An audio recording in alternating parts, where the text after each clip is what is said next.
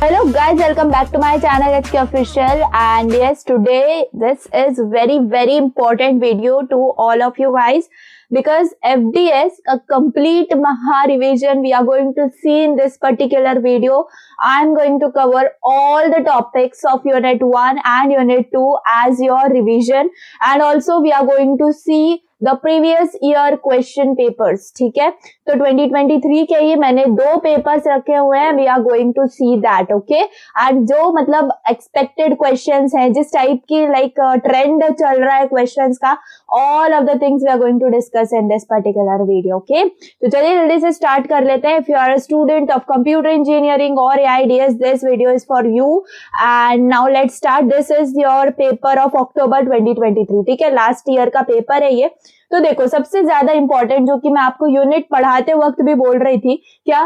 Complexity, which is time complexity. ठीक है, तो हमें पता है कॉम्प्लेक्सिटी टाइम और स्पेस कॉम्प्लेक्सिटी होती है. तो टाइम कॉम्प्लेक्सिटी ये ज्यादा आपका इंपॉर्टेंट है. हो सकता है स्पेस कॉम्प्लेक्सिटी का भी डेफिनेशन आपको आए. ठीक है, अब देखो यहाँ पर इस क्वेश्चन में क्या बोला है, what is time complexity. Okay, उसके बाद क्या है, why asymptotic notations are important. अब असिम्प्टोटिक नोटेशंस कौन सी हैं? आपकी बिग ओ, ठीक है, थीटा और फिर ओमेगा. ठीक है, मैंने आपको सब बताई हुई है. तो वो असिम्प्टोटिक नोटेशंस इंपॉर्टेंट क्यों है ना? To denote this complexities, right. Time complexity को डिनोट करने के लिए हम असिम्प्टोटिक नोटेशंस को यूज करते हैं कि वो वर्स्ट केस है, एवरेज केस है या बेस्ट केस है. देन आपके लिए देखो, एक ही क्वेश्चन में आपको 3 क्वेश्चंस पूछ लिए गए हैं. देन देखो हमें क्या करना है, इससे स्टेप काउंट जो है वो कैलकुलेट करना है. तो इसमें स्टेप काउंट बहुत इजीली आप कैलकुलेट कर सकते हो. मैंने आपको बहुत अच्छा टेबल दिया हुआ है ना. तो देखो, सबसे पहले अगर ये क्या हो रहा है, यहाँ पर असाइन कर रहे हैं हम या फिर इनिशियलाइज कर रहे हैं, तो इसकी टाइम कॉम्प्लेक्सिटी 1 हो जाएगी. फिर ये फॉर लूप है, तो हमेशा फॉर लूप की टाइम कॉम्प्लेक्सिटी क्या होती है, n+1 होती है. एंड ये अंदर है तो n+1 भी होगी, लेकिन मल्टीप्लाइड बाय n होगी, है ना. इसके बाद ये क्या है, x = x+i+j, राइट. तो ये x+i+j है, लेकिन ये असाइनमेंट है, इसका मतलब ये 1 ही होगा, है ना. लेकिन हम क्या करेंगे, 1 × n करेंगे, क्योंकि ये इस वाले फॉर लूप के और इस वाले फॉर लूप के दोनों के अंदर है ना. तो उसके लिए हम n × n करेंगे, और इसकी कॉम्प्लेक्सिटी तो 1 है, तो इसका मतलब इसकी कॉम्प्लेक्सिटी n × n हो जाएगी. देन उन सबको हम करेंगे ऐड, एंड फिर क्या हो जाएगी, वो हमारा स्टेप काउंट हमें मिल जाएगा बेसिकली. तो बहुत इजी है स्टेप काउंट निकालना. तो बिल्कुल भी ये क्वेश्चन को आप रॉन्ग मत करना बिल्कुल भी. तो थोड़ा सा ध्यान लगा के आप करोगे तो everything will be correct. Then pseudo code, देखो हमें हमेशा सूडो कोड लिखने आएगा, हमें परफेक्ट प्रोग्राम लिखने नहीं आएगा फर्स्ट यूनिट के अंदर. तो हमें सूडो कोड लिखना है for what, for factorial of number. ठीक है, तो मैंने आपको ये तो बहुत अच्छे से दे दिया है नोट्स के अंदर भी. तो फैक्टोरियल ऑफ नंबर का जो है हमें देखो, मैं अभी आपको एक इंपॉर्टेंट PDF भी दिखाने वाली हूँ यूनिट 1 एंड यूनिट 2 की. वो मुझे मिली है कहीं से, बहुत ज्यादा मतलब मुझे अच्छी लगी वो, इसलिए I am going to share with you. And कोई ऐसा रीजन नहीं है, जस्ट मुझे उसमें सब चीजें अच्छी सिस्टमैटिक लगी एंड सारे यूनिट की सारी चीजें अच्छे से मतलब सिस्टमैटिक फॉर्मेट में है, इसलिए I am explaining that for you, ताकि किसी का फायदा हो तो वही अच्छी बात है. तो चलो, फैक्टोरियल ऑफ नंबर का इसमें सूडो कोड आपसे कहा है, एंड उसी सूडो कोड का आपसे फ्लो चार्ट मांगा है. बहुत बेसिक क्वेश्चन है. उसके बाद लीनियर और नॉन लीनियर का आपको क्या पूछा है, okay, you have to explain, otherwise difference भी आ सकता है, विद एग्जांपल बोला गया है. बहुत सिंपल है. देन शॉर्ट नोट, देखो अब और वाले में आपको ADT, एब्स्ट्रैक्ट डेटा टाइप, मैंने बताया ये इंपॉर्टेंट है. उसके बाद डिवाइड एंड कॉन्कर मेथड, ये तो सबसे ज्यादा इजी है. आपकी स्ट्रैटेजीज हैं ये, है ना. तो स्ट्रैटेजीज में से ये पहला, आप इसका एग्जांपल दे सकते हो, मर्ज सॉर्ट, है ना. Then what is meant by, आप देखो यहाँ पर और में भी टाइम और स्पेस कॉम्प्लेक्सिटी पूछ लिया गया है ना, तो ये इंपॉर्टेंट है. देन एक्सप्लेन, अगेन वापस asymptotic notations used for time complexity, यानी कि ये तो शॉर्ट 100% क्वेश्चन है. Okay, then explain what is static and dynamic data type with example. तो देखो यहाँ पर जैसे एक्सप्लेन पूछा है, तो डिफरेंस भी आ सकता है. Okay, I have explained you all this things. Then row major column major representation, ये तो हम सबको पता है कितना ज्यादा सिंपल है. फिर क्या बोला है, हमें इसको एक्सप्लेन करना है विद एग्जांपल. तो जैसे मैंने आपको मैट्रिक्स को रो में कन्वर्ट करके देन कॉलम मेजर में कन्वर्ट करके दिखाया था, same you have to show in example. Then write the formula to find any element in row major and column major representation of A. तो ये भी सारे एड्रेस कैलकुलेशन वाले फॉर्मूलेज हैं जो कि मैंने आपको बताए थे, इंपॉर्टेंट है. So that's all. Then what is meant by sparse matrix. ठीक है, स्पार्स मैट्रिक्स की अभी अभी वीडियो गई है वन शॉट में and I have explained you everything about sparse matrix, तो वो यहाँ पर आपको लिखना है। और एल्गोरिदम आपको लिखनी है to perform addition of two matrices, ठीक है। तो बहुत ज्यादा सिंपल है ये भी, तो ये आप देख लेना। Then explain with example how single variable polynomial can be represented using 1D array।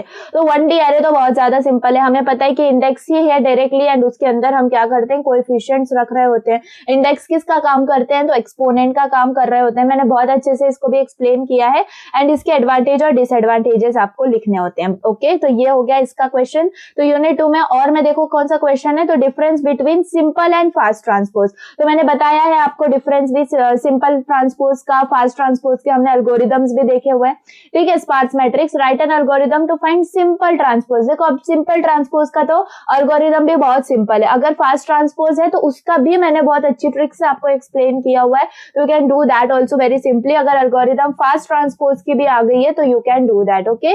Then यहाँ पर देखो, write an algorithm to find addition of two single variable polynomials using array, ठीक है। तो इसका कोड जो है, इसका प्रोग्राम, परफेक्ट प्रोग्राम जो है वो मैंने अभी प्राइवेट टेलीग्राम चैनल के ऊपर डाला है, अगर आप हो तो वहां पर देख सकते हो, अगर नहीं हो तो आप नीचे गूगल फॉर्म की लिंक है, you can fill that and you can join, ठीक है। I am not going to tell that again because अब मतलब मोस्टली सब लोगों को पता है एंड जिनको लेना था ऑलरेडी ले चुके हैं एंड जिनको लेना होगा they will take it and क्योंकि वो चीज ऑफ कोर्स डिस्क्रिप्शन में अवेलेबल है, you can take that, okay. तो polynomial term consists of coefficient and exponent and are both stored as an element in an array। ये हमें पता है, हम एक स्ट्रक्चर बनाते हैं ना, उसके अंदर हम coefficient को float रख रहे होते हैं, exponent को integer रख रहे होते हैं, है ना। assume terms are arranged in descending order, हमेशा ये तो हमें पता ही है, okay. and state the time complexity of the same, ठीक है।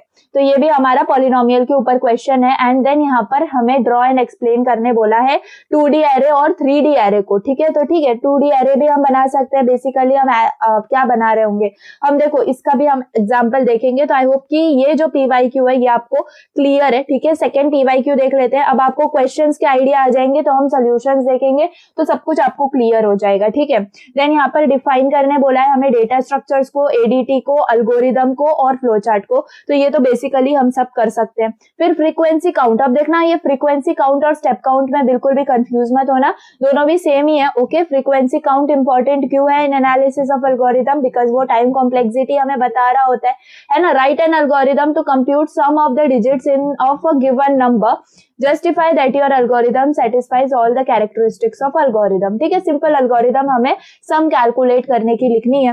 Then give complete classification of data structures, ठीक है। तो हमें ये पता है, हमने प्रिमिटिव देखा है ना, डिराइव्ड देखे हुए हैं, तो मैंने सब आपको एक फ्लो चार्ट में दिखाए हैं। तो अगर आप नोट्स में तो अवेलेबल है ये, अगर आपने नहीं लिया है तो आप वीडियो में जाके देख सकते हो, वीडियोस में परफेक्ट फ्लो चार्ट मैंने आपको उधर बताया हुआ है। Then divide and conquer strategy, greedy strategy, ये भी मैंने बहुत अच्छे से आपको एक्सप्लेन करी हुई है। ये लास्ट पार्ट होता है आपके यूनिट का, तो वीडियो के लास्ट पार्ट में आप जाके देख सकते हो। Then draw flow chart to check whether a given number is a perfect square of an integer, तो ये भी हम देख सकते हैं, बहुत सिंपल है इसका भी एल्गोरिदम। चाहो तो ऐसे छोटे छोटे प्रोग्राम्स के आप प्रोग्राम देख के जाओ अगर आपको एल्गोरिदम फ्लो चार्ट बनाने आता है तो, नहीं तो आप सिंपल एल्गोरिदम भी देख के जा सकते हो। फ्लो चार्ट तो बेसिकली सबको आता ही है, ठीक है।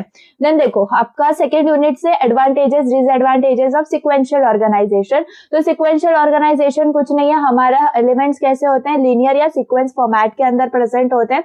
तो उसके एडवांटेजेस क्या है, डिसएडवांटेजेस क्या है, ये सब हम कह सकते हैं। एडवांटेजेस हम ये कह सकते हैं कि मेमोरी कम एलोकेट होती है, कम मेमोरी में हमारा काम हो जाता है, ज्यादा एलिमेंट स्टोर हो जाते हैं। डिसएडवांटेज ये है कि अगर हमें किसी भी टारगेट को अगर ढूंढना होता है तो हमें क्या करना होता है, स्टार्ट टू एंड जाना होता है, which is the time consuming process, ठीक है। तो वो एक डिसएडवांटेज है, बाकी आप और भी रीड कर सकते हो। Explain row major column major, तो ये भी हमने देखा, ये लास्ट PYQ में भी था, तो again you can consider it as important one. यहाँ पर देखो तो write an algorithm to perform polynomial addition, state the time complexity of the same, ठीक है। तो आपको पॉलिनोमियल एडिशन जो है ये भी मैंने आपको नोट्स में डाला हुआ है, अभी डाला है, एंड आपको उसकी स्टेट कॉम्प्लेक्सिटी बतानी है। देखो पॉलिनोमियल एडिशन या पॉलिनोमियल मल्टीप्लिकेशन हो गया, बेसिक जो आपका कंसेप्ट लग रहा है या बेसिक जो लॉजिक लग रहा है वो सेम वही लग रहा है जो हम करते हैं, राइट। पॉलिनोमियल अगर हम एडिशन करते हैं तो आप कुछ नहीं करो, आप एग्जाम्पल लो, आपके पास दो पॉलिनोमियल हैं किसी भी टाइप के, ठीक है, दो पॉलिनोमियल हैं, यू कैन जस्ट मतलब आप सोच सकते हो कि हाँ आपने जब एडिशन किया तो आपने अपने माइंड में क्या चीजें सोची, किस स्टेप से आप गए, है ना, उस हिसाब से ही आपको अपना लॉजिक बिल्ड करना है। उसके अंदर कोई शॉर्ट या फिर एक यूनिक सोल्यूशन उसका नहीं है कोडिंग के अंदर, वही चीज है जो कि हम बेसिक मैथमेटिक्स के अंदर कर रहे होते हैं, ठीक है। Then write a short note on storage representation of an array, तो स्टोरेज रिप्रेजेंटेशन के अंदर भी यही आ रहा होगा, ओके क्या major, row major and column major. Then यहाँ पर pseudo code to reverse the numbers in one dimensional array, तो ये भी बहुत सिंपल है, आप ये एक बार ये सारे कोड्स देख के जाना, अगर आपको चाहिए तो आप मुझे कमेंट कर सकते हो, मैं ये नोट्स आपको डाल दूंगी, ठीक है। Then write an algorithm to perform sparse matrix addition and state its time complexity, तो पिछले वाले PYQ में भी सेम क्वेश्चन था, तो you can consider it as important. तो देखो PYQs हमने दोनों भी देख लिए एंड आई होप कि आपको आइडिया आ गया होगा कि हाँ बेसिकली हम कर क्या रहे हैं। Now let's see this solution, ठीक है, ये क्वेश्चन बैंक है, एक सोल्यूशन है इसके अंदर सारे, तो ये मुझे अच्छी लगी so I am taking this, otherwise आपको अगर है PDF आपके पास तो you can also refer that, ठीक है। देखो ये बेसिक टर्म्स है इनके, जैसे कि डेटा हो गया, एडीटी हो गया, algorithm, data structure, information, knowledge, data type, तो ये सब टर्म्स है जिनके ऊपर आपको आ सकते हैं क्या डेफिनेशन है। कोई ऐसा चाहिए नॉलेज या फिर मतलब ये जो नॉलेज है इसके ऊपर आना इतना ज्यादा ये नहीं है कि आएगा ही, लेकिन आप ठीक है पढ़ सकते हो। डेटा क्या है, डेटा कुछ नहीं है, रॉ इंफॉर्मेशन होती है। एडीटी क्या है, एडीटी एक एब्स्ट्रैक्ट डेटा टाइप है, यानी कि हम उस पर्टिकुलर ऑपरेशन को कैसे कर रहे हैं इससे हमें कोई लेना देना नहीं है, जस्ट आउटपुट से हमें लेना देना होता है, तो वो एडीटी के अंदर आता है। आप परफेक्ट डेफिनेशन देख सकते हो। अल्गोरिदम कुछ नहीं होता है, एक स्टेप वाइज रिप्रेजेंटेशन होता है, देखो यहाँ भी लिखा है step wise representation of a solution to given problem, यानी कि हम कोड नहीं लिख रहे होते, वहां पर कोड का हम पर्टिकुलरली किस स्टेप में कोड लिखने वाले हैं हम वो अपनी सिंपल लैंग्वेज के अंदर लिख रहे होते हैं। सिमिलरली सूडो कोड क्या होता है इसका भी डेफिनेशन आ सकता है, ठीक है। तो देखो इसमें सब कुछ मैं आपको बताऊंगी, ऐसा नहीं है, जो इंपॉर्टेंट है only I am going to tell that, and जो इसके अंदर नहीं है एंड वो इक्वल इंपॉर्टेंट है that also I am going to tell you, ठीक है। देन डेटा स्ट्रक्चर तो बहुत सिंपल है, इसकी ट्रिक भी मैंने बताई हुई है। Data structure is nothing but structures of data, आप इसको ऐसे अंडरस्टैंड कर सकते हो, है ना। डिफरेंट टाइप्स ऑफ स्ट्रक्चर्स होते हैं हमारे डेटा के, okay. It is nothing but to the way of storing and organizing data in the PC. Then information क्या है, कुछ नहीं है, डेटा ही है जो कि प्रोसेस होता है या फिर ऑर्गेनाइज्ड होता है to provide a context and meaning, okay. मतलब डेटा के कलेक्शन को ही हम बेसिकली इन्फॉर्मेशन बोल रहे होते हैं। नॉलेज क्या है, knowledge is awareness, understanding, okay leave it. Data type क्या है, तो देखो data type is nothing but types of data, है ना, ऐसे ही आप याद रखो। तो the data type is the form of variable to which a value can be assigned, of course integer है, आपके फ्लोट है, स्ट्रिंग है, कैरेक्टर है ना, तो ये सब आपके डेटा टाइप्स हो रहे होते हैं। देन ये इंपॉर्टेंट क्वेश्चन है, आपको एडीटी पे एक क्वेश्चन तो कंपलसरी आएगा एंड यहाँ पर आपको बोला है आपको रिप्रेजेंट करना है एक एरे को as an abstract data type, okay. ADT क्या है, एक mathematical model of data objects है that is represented in the form of a data type and operations, okay, that operate on this data. हमारे पास ADT का मतलब है representation of data and set of operations on data, ठीक है। C++ में it provides array as a basic data structure. Representation of data is defined by the language compiler itself, ठीक है, but the operations on data are not defined by compiler. We have to implement और provide the operations on array data structure, so data structure array and the set of operations together we can call it as abstract data type, है ना। उसके अंदर हम क्या कर रहे हैं एग्जैक्टली जैसे कि हम बहुत सारे फंक्शंस हमें मिल रहे होते हैं, लाइक अपेंड फंक्शन है, इंसर्ट फंक्शन है, हमें पता है उसके अंदर लॉजिक क्या है, लेकिन हम डायरेक्टली उसका रिजल्ट यूज कर रहे हैं हम, क्योंकि वो बिल्ट इन फंक्शंस है, राइट। उसका जो कोड है वो ऑलरेडी हमारे कंपाइलर में लिखा हुआ है, ऑलरेडी हमें उसको लिखने की वापस से जरूरत नहीं है, हम we are nothing, we are just using that, okay, directly. तो यही एक फॉर्म ऑफ एडीटी हो जाता है, क्योंकि हमें उस पर्टिकुलर ऑपरेशंस उससे मतलब है, वो कैसे हो रहा है उससे मतलब नहीं है, ओके। तो रिप्रेजेंट कैसे करेंगे, तो देखो एरे स्पेस है, साइज है, the first thing we need in an array space of same size, okay. पहले हमें एरे का साइज पता होना चाहिए, यानी कि हम एरे को जैसे डिक्लेयर करते हैं, ये जस्ट डिक्लेरेशन ऑफ एरे है, हम डेटा टाइप बता रहे होते हैं, एरे का नाम होता है हमारा और स्क्वायर ब्रैकेट्स के अंदर हम उसका साइज लिख रहे होते हैं। और ये देखो ऑपरेशंस है जो कि हमें पता होना, मतलब हमें पता है एग्जैक्टली उसमें क्या हो रहा है, लेकिन हम उसका लॉजिक नहीं लिखते हैं क्योंकि उसका लॉजिक जो वो ऑलरेडी लिखा हुआ है ना, बिल्ट इन है, we are just using that. Okay तो आप ये एग्जांपल्स लिख सकते हो, लाइक डिस्प्ले हो गया, ऐड या फिर अपेंड हो गया, इंसर्ट, डिलीट, सर्च, बैक्समेन, रिवर्स, शिफ्ट। तो ये सारे आप अगर 2-3 भी लिख दोगे ना तो एग्जामिनर विल बी हैप्पी कि आपको इसका कंसेप्ट पता है, you will get complete marks. ठीक है, बहुत स्टूडेंट्स एडीटी में कंफ्यूज होते हैं, I don't know why, but this is very simple. Like हमें क्या करना है, हम एरे का एग्जाम्पल ले सकते हैं ना, बिकॉज हम सारी यूनिट्स में एरे ज्यादा पढ़ रहे हैं। तो एरे के अंदर जब हम एरे को यूज करते हैं, तो अगर हम पाइथन में लिख रहे हैं कोड तो हम अपेंड यूज करते हैं, हम डिस्प्ले यूज करते हैं, हम इंडेक्स, डिलीट, सर्च, ये सब चीजें यूज कर रहे होते हैं, मैक्स मीन यूज कर रहे होते हैं। तो ये सब क्यों यूज करते हैं, क्या हम उसका लॉजिक मतलब डायरेक्टली मैक्स वर्ड से, उस कीवर्ड से क्यों पता चलता है, क्योंकि of course function built in है एंड उसी से हम उसको जस्ट कॉल कर रहे होते हैं। ठीक है, तो that was all about ADT and I hope you can right now. अब ये देखो डिफरेंस बिटवीन बहुत ज्यादा इंपॉर्टेंट है, कंपलसरी इनमें से एक आध क्वेश्चन या फिर 2 भी क्वेश्चन हो सकते हैं।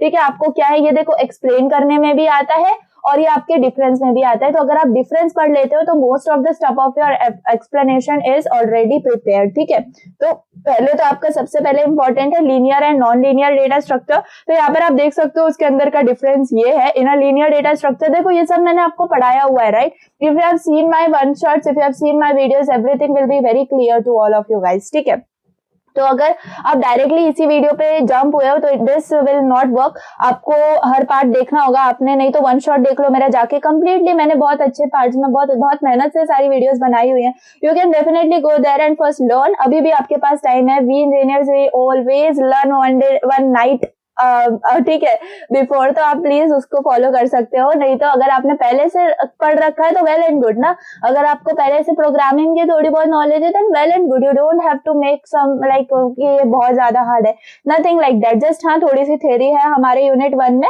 तो वो हम देख लेंगे। चलो, अब लीनियर डेटा स्ट्रक्चर क्या है, मैंने आपको बताया डेटा एलिमेंट्स हमारे लीनियर फॉर्मेट में अरेंज्ड होते हैं, और नॉन लीनियर में क्या है, हमारे डेटा एलिमेंट्स हिरार्चिकल फॉर्म में अरेंज्ड होते हैं। अब हिरार्चिकल फॉर्म हमें पता है, मैंने बहुत अच्छा एग्जांपल हमेशा दे रही होती हूँ। लाइक हम कॉलेज को कंसिडर करें तो हमारे जो प्रिंसिपल होते हैं वो एकदम टॉप पे होते हैं ना, उसके बाद हम कैसे करेंगे, अब उसके बाद हम कनेक्ट करेंगे हमारे एचओडीज को। उसके बाद एचओडीज के अंडर क्या होते हैं, टीचर्स होती हैं, हमारी फैकल्टीज होती हैं, टीचर्स के अंडर हम स्टूडेंट्स होते हैं। ठीक है, एज सच हमारे अंडर कोई नहीं होता है ना, तो ये सब क्या है, हाँ हमारे अंडर जूनियर्स हो सकते हैं as such for some time, तो हम कंसिडर कर सकते हैं। तो ये क्या है, एक हिरार्चिकल पैटर्न है, राइट। तो this is what comes in your non linear data structure.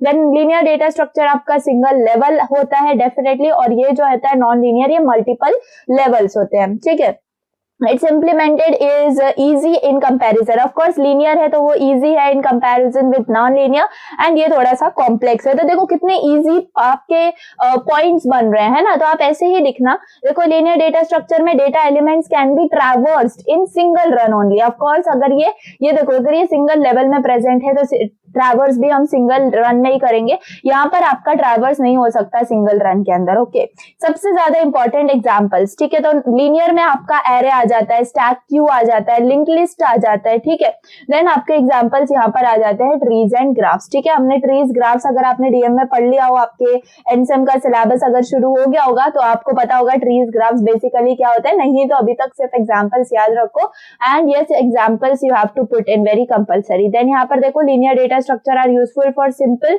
Data storage, yes, और नॉन लीनियर जो है यहाँ पर हम complex relationships and data hierarchies such as social networks, file systems और कंप्यूटर नेटवर्क्स यहाँ पर हम स्टोर कर सकते हैं। Okay, that was all about your linear and non linear. Now comes to static and dynamic. तो स्टैटिक के अंदर क्या होता है, मेमोरी एलोकेशन होता है एट कंपाइल टाइम, एंड यहाँ पर होता है एट रन टाइम। तो बस इतना अच्छे से आप इसको याद रख लो।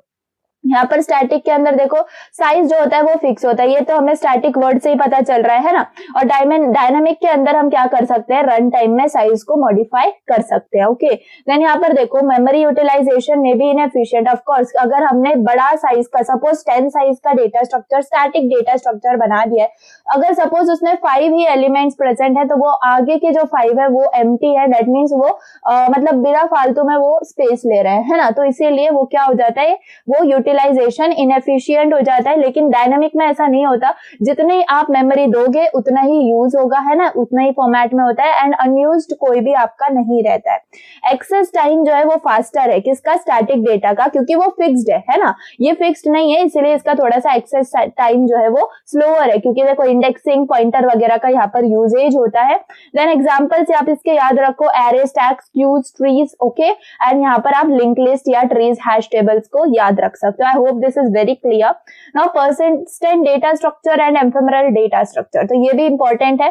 पर्सिस्टेंट के अंदर क्या होता है, it is one that always preserves previous version of itself. ठीक है, आप कोई भी एग्जांपल ले सकते हो, लाइक आपने क्या एग्जाम्पल ले, लाइक सपोज आप व्हाट्सएप मैसेज का एग्जाम्पल ले सकते हो। ठीक है, लाइक अगर आपने कोई मैसेज सेंड कर दिया है, ओके, एंड आप क्या करते हो, एडिट करते हो उसको, है ना, अभी एडिट का फीचर आ गया है, तो अगर एडिट करने के बाद भी आपका पहला वाला मैसेज दिखता हो एंड नया वाला मैसेज भी दिखता हो, सो that is the type of persistent, क्योंकि इसके अंदर प्रीवियस वर्जन जो है वो दिखता है। लेकिन हमारे केस में हमें पता है, हम जब एडिट करते हैं तो वो जो पुराना मैसेज है वो नहीं दिखता एंड एडिटेड मैसेज दिख रहा होता है, तो ये होता है एफेमेरल स्ट्रक्चर, जिसमें which one is one which doesn't preserve old version of itself. ठीक है, तो आप इसको बेसिक व्हाट्सएप एडिटिंग मैसेज से आप इसको याद रख सकते हो। In this data structure, multiple versions are simultaneously accessible. Like हम अपडेट कर सकते हैं, both old and new versions को हम यूज भी कर सकते हैं। तो कभी अगर हमारे पास न्यू वर्जन में प्रॉब्लम आ रही है, तो we can just go back and we can see our old version and then remake it. Okay, so that's all the advantages of it. यहाँ पर एफेमेरल में this data structure only one version is available. So after an update operation, the structure as it existed before the update is lost. Update करने के बाद पुराना version सब पूरा चला जाता है, अगर उसकी हमारे पास जरूरत हुई तो we can't access it anymore. Okay, so that was about ephemeral. Persistent, इसको हम नॉन वॉलेटाइल भी बोलते हैं, क्योंकि ऑफ कोर्स हमारे पास प्रीवियस वर्जन अवेलेबल होता है। Storage medium is a medium where the data remains intact, of course after it has been written until it is over written. This includes flash memory, देखो SSD, USB stick, hard disk, magnetic tape, ये सब इसके examples हैं। Data stored in RAM cakes are temporary and that is why it is called as ephemeral. समझ में आ गया इसका examples आपको क्या देने हैं। Purely functional languages like these are persistent, Haskell वगैरह, and imperative languages most data structures are ephemeral. तो देखो जितना समझ में आ रहा है उतना बस आप लिख लेना। That was all about the differences. Now coming to very easiest part, what is algorithm, and let's explain characteristics of algorithm. ठीक है, तो ये क्वेश्चन भी एक्सपेक्टेड है, बट मोस्टली एक्सपेक्टेड क्या है, आपको डायरेक्टली कोई प्रोग्राम का अल्गोरिदम लिखने बोल दिया जाएगा। ठीक है, तो बेसिकली यहाँ व्हाट इज अल्गोरिदम, ये क्वेश्चन आ सकता है। तो अल्गोरिदम कुछ नहीं है, ये तो मैंने आपको स्टार्टिंग में ही बता दिया, स्टेप वाइज रिप्रेजेंटेशन है। बस थोड़ा सा एक बैकफुट के लिए याद रखो कैरेक्टरिस्टिक्स, अगर क्वेश्चन आ गया सो ये ही आपके पास कैरेक्टरिस्टिक्स होनी चाहिए, आप अपने मन से कुछ नहीं लिख सकते। So input, output, definiteness, finiteness, effectiveness, यही आपकी कैरेक्टरिस्टिक्स होती हैं। इनपुट के अंदर क्या होता है, एल्गोरिदम के पास 0 या फिर उससे ज्यादा इनपुट्स हो सकते हैं। आउटपुट तो ये कंफर्म है कि एटलीस्ट 1 आउटपुट तो होगा ही। डेफिनेटनेस यानी कि all instructions in algorithm must be unambiguous, precise and easy to interpret by referring to any of the instructions in an algorithm one can clearly understand what is to be done। ठीक है, finiteness मतलब क्या, कि हमारा जो algorithm है वो infinite number of steps उसके अंदर नहीं होने चाहिए, definitely finite number of steps होते हैं। एंड इफेक्टिवनेस मतलब क्या, कि it must be develop by using very basic, simple and feasible operation so that you can trace it out by using just paper and pencil. Of course algorithm लिखने के लिए कोई particular language हम consider नहीं करते, जो algorithm है वो मतलब ओवरऑल सारी लैंग्वेजेस के लिए होता है, यानी कि हम सिंपल एक इंग्लिश लैंग्वेज के अंदर स्टेप्स लिख रहे होते हैं एंड वो हम जाके किसी भी लैंग्वेज के अंदर इंप्लीमेंट कर सकते हैं। ठीक है, अब देखो वापस से क्वेश्चन किस टाइप का है, define algorithm, describe different algorithm design tools. अब एल्गोरिदम डिजाइन टूल्स, इसके अंदर स्टूडेंट्स कंफ्यूज हो जाते हैं, लेकिन इसके अंदर कुछ नहीं है, इसके अंदर हमें यही लिखना है, एल्गोरिदम और फ्लो चार्ट, यही आपके एल्गोरिदम डिजाइन टूल्स होते हैं, है ना। तो बहुत सिंपल है। ठीक है, देखो ऐसे थोड़ा सा हमें ट्रिकी दे दिया जाता है and we say that it's out of syllabus, it's not out of syllabus, just we have to understand कि हम पढ़ क्या रहे हैं। ठीक है, तो बेसिकली अब मुझे तो इतना मतलब है कि हाँ आप एल्गोरिदम फ्लो चार्ट को लिख सकते हो। ओके, ओके, फ्लो चार्ट देखो अब यहाँ पर flow chart for calculating factorial of number. तो मैंने आपको बताया था फैक्टोरियल ऑफ नंबर के लिए फ्लो चार्ट प्रेजेंट है, देखो ये है। एंड देखो यहाँ पर flow chart to find this, सबसे पहले आपको स्टार्ट देना होता है। अब देखो साइज वगैरह I am not going to tell you, हमने सब पढ़ा हुआ है, फर्स्ट ईयर से हम पढ़ते आ रहे हैं, so that becomes very basic now. तो ये स्टार्ट है, हम रीड करते हैं पहले तो n को, उसके बाद हम सेट करते हैं फैक्टोरियल को 1 में। हमेशा याद रखो यही एग्जामिनर चेक करते हैं, अगर आप फैक्टोरियल को 0 इनिशियलाइज कर दोगे दैट विल बी रॉन्ग, ठीक है, क्योंकि 0 से मल्टीप्लाई होकर आपका कोई भी नंबर 0 ही आ रहा होगा, ठीक है। इसलिए हमें फैक्टोरियल को जो इनिशियलाइज करते हैं हम उसको 1 से इनिशियलाइज करते हैं। देन हम एक वेरिएबल ले लेते हैं, लेट्स से i, जो कि हमारा ट्रैवर्स करता है अलोंग, ठीक है, उसको हम i बोल रहे हैं, उसको भी हम 1 से स्टार्ट कर रहे होते हैं। अब हम बोलेंगे अगर हमारा i ग्रेटर देन n है, ठीक है, अगर है तो हम प्रिंट करवा देंगे फैक्टोरियल, है ना। और अगर हमारा i जो है वो ग्रेटर देन n नहीं है तो हम क्या करवा देंगे, fact is equal to fact into i, है ना। बेसिक जो हमारा मतलब हमारा जो आइडिया होता है, लॉजिक होता है बिहाइंड फैक्टोरियल, एंड i को हम इंक्रीमेंट कर देंगे। इसके इस एक्सपेक्ट आप क्या लिख सकते हो, आप ये भी लिख सकते हो i प्लस प्लस, है ना। एंड उसके बाद जब हमारा प्रिंट हो जाएगा then you can stop that. तो ये आप फैक्टोरियल का ये अच्छे से याद रख सकते हो। आप इसका सूडो कोड भी आपको लिखने आ सकता है, क्योंकि देखो इस यूनिट में सूडो कोड, एल्गोरिदम और क्या कहते हैं आपका कोड तो नहीं आएगा, ठीक है। सूडो कोड, एल्गोरिदम, आपका फ्लो चार्ट ही आ रहा होगा। तो बस आपको इतने पे ही ध्यान देना है अच्छे से। एंड आई थिंक आप सूडो कोड तो अभी लिख ही सकते हैं। हम बेसिकली जो यहाँ पर फ्लो चार्ट में बनाया है उसी को हमें ऐसे लिखना है। तो just you have to maintain this type of thing, like input लेंगे हम नंबर को, फैक्टोरियल को 1 और i को 1 इनपुट सेट करेंगे। जब तक हम एक लूप लगा रहे हैं, जब तक i लेस देन या इक्वल टू नंबर है, तब तक हम क्या करेंगे, हम do compute fact equal to fact into i and increase करेंगे एंड इंक्रीमेंट कर रहे होंगे, एंड कर देंगे, and we can at last print factorial, ठीक है। उसके बाद स्टेप्स इन प्रॉब्लम सॉल्विंग आ सकता है, इतना मतलब इंपॉर्टेंट नहीं है। अब स्टेप्स इन प्रॉब्लम सॉल्विंग तो हर कोई लिख सकता है एंड बहुत easily you can right that. देखो फ्लो चार्ट के ये है, आपको ये भी आ सकता है कि डिफरेंट सिंबल्स आपको दिखाने हैं, तो यू कैन डू दिस। लेकिन अब मोस्ट एक्सपेक्टेड जो है आपसे वो प्रोग्राम्स के एल्गोरिदम या फ्लो चार्ट लिखवा रहे होंगे, तो आप इसको अच्छे से समझ सकते हो। And then yes, this is important, time complexity, space complexity. तो बेसिकली कॉम्प्लेक्सिटी क्या होता है, you can define it as a technique to characterize the time taken by an algorithm with respect to input size, okay. And complexity analysis का need क्यों है, देखो ये भी क्वेश्चन आता है। तो complexity analysis determines the amount of time and space resources required to execute it. It is used for comparing different algorithms, है ना, on different input sizes, and complexity helps to determine the difficulty of a problem, of course often measured by how much time and space it takes to solve a particular problem। देखो अगर आप लोग leet code, हैकरैंक वगैरह के ऊपर problem solve करते होगे तो आपको बहुत अच्छा आइडिया होगा कॉम्प्लेक्सिटी का, है ना। टाइम कॉम्प्लेक्सिटी हमें गिवन होती है एंड उसी से हमें पता चल जाता है कि हाँ ये हार्ड वाला है, इजी वाला है या मीडियम वाला क्वेश्चन है ना। तो ये अगर आपको अभी समझ में नहीं आ रहा है तो ठीक है, टेक योर टाइम, आपको बहुत अच्छे से समझ में आएगा कॉम्प्लेक्सिटी। आप देखते ही कोई प्रोग्राम को उसको बता सकोगे कि हाँ इसकी टाइम कॉम्प्लेक्सिटी या फिर इसका स्टेप काउंट क्या है, ओके। देन यहाँ पर 2 क्राइटेरियाज में हम जज करते हैं एल्गोरिदम्स को, टाइम कॉम्प्लेक्सिटी और स्पेस कॉम्प्लेक्सिटी। तो ये बहुत अच्छे से हम टाइम कॉम्प्लेक्सिटी को यहाँ पर डिफाइन कर रहे हैं। It is the amount of the CPU time, ठीक है, आप टाइम भी लिख सकते हो। It needs to run the completion, और you can write the time taken to execute a algorithm, ठीक है। It instead of measuring actual time, देखो हम एक्चुअल टाइम या फिर ऐसा नहीं है कि कितना मिनट लग रहा है या कितने सेकंड्स लग रहा है, it is not like that, ठीक है। कॉम्प्लेक्सिटी एक अलग सेंस है, लेकिन हाँ we say that it is the time required to execute an algorithm, ठीक है। Each statement, time complexity considers how many times each statement executes, okay. I think this made it clear. आप इसको भी देख सकते हो, देखो अगर हम इसकी कॉम्प्लेक्सिटी निकाले तो इसके लिए स्टेप काउंट क्या आएगा, 1 आएगा, क्योंकि असाइन हो रही है यहाँ पे वैल्यू। फॉर लूप है, फॉर लूप के लिए n+1 होता है, यहाँ पर प्रिंट हो रहा है तो इसके लिए 1 ही होगा, लेकिन ये n टाइम्स प्रिंट होगा, इसीलिए इसकी जो स्टेप काउंट है वो n आ जाएगा, ओके। देन टाइम कॉम्प्लेक्सिटी यहाँ पर हम इधर, ठीक है, इसको एक्सप्लेन किया हुआ है, नॉट नीडेड।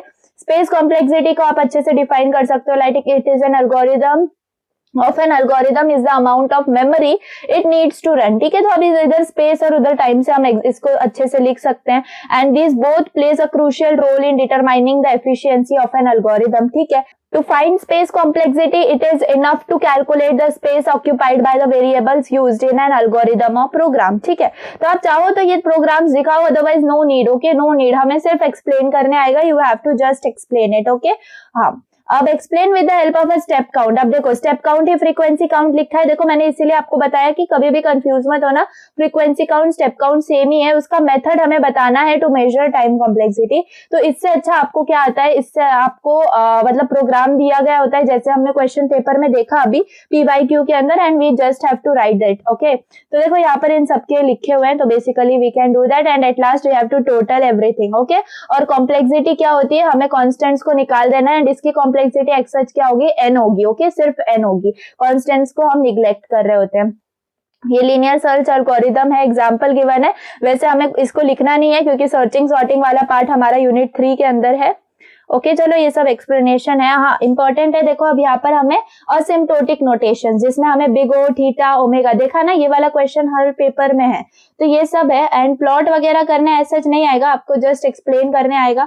तो पहले असिम्प्टोटिक नोटेशन क्या होता है ये हम बता सकते हैं. असिम्प्टोटिक नोटेशन कुछ भी नहीं है, कॉम्प्लेक्सिटी को हम डिनोट करते हैं. ठीक है, कॉम्प्लेक्सिटी हम दिखाते हैं कि हाँ ये वर्स्ट है, बेस्ट है या एवरेज है, तो उसको सिर्फ डिनोट करने का तरीका है asymptotic notation. Big O notation एक है फर्स्ट हमारा, जिसमें हम क्या बोलते हैं, it is defined as upper bound and upper bound on an algorithm. ठीक है, इसको अपर बाउंड भी बोला जाता है. It is the most amount of time required, इसीलिए इसको क्या बोला जाता है, वर्स्ट केस. एंड बेसिकली हम ज्यादातर वर्स्ट केस नोटेशन के अंदर यानी बिग ओ नोटेशन के अंदर ही दिखा रहे होते हैं. Big O notation is used to describe asymptotic upper bound. बस इतना आपको याद रखना है, ये मैथमेटिकली वगैरह don't do that. Okay, it's not important. If you have to do you can do. Okay, कोई रेस्ट्रिक्शंस नहीं है किसी को. बिग ओ नोटेशंस क्या है, सॉरी बिग ओमेगा. तो बिग ओमेगा क्या है, it is a lower bound. Lower bound इसको आप बोल सकते हो, and it is the least amount of time required, यानी कि ये क्या है, ये बेस्ट है ना, इसको हम बेस्ट बोलेंगे asymptotic notation. Then we have big theta notation. ये क्या है, टाइटेस्ट है, टाइटेस्ट बाउंड, या फिर इसको आप upper bound as well as lower bound बोल सकते हो. तो ये क्या है, आपकी वर्स्ट केस टाइम्स नहीं, best of all worst case times है. ठीक है, तो फिर ये एवरेज होगी क्या, नहीं, this is the average one. Okay, and this will be the best one. Okay, you can check that. Okay, you can check that. Okay, let FN. Okay, you don't have to do this.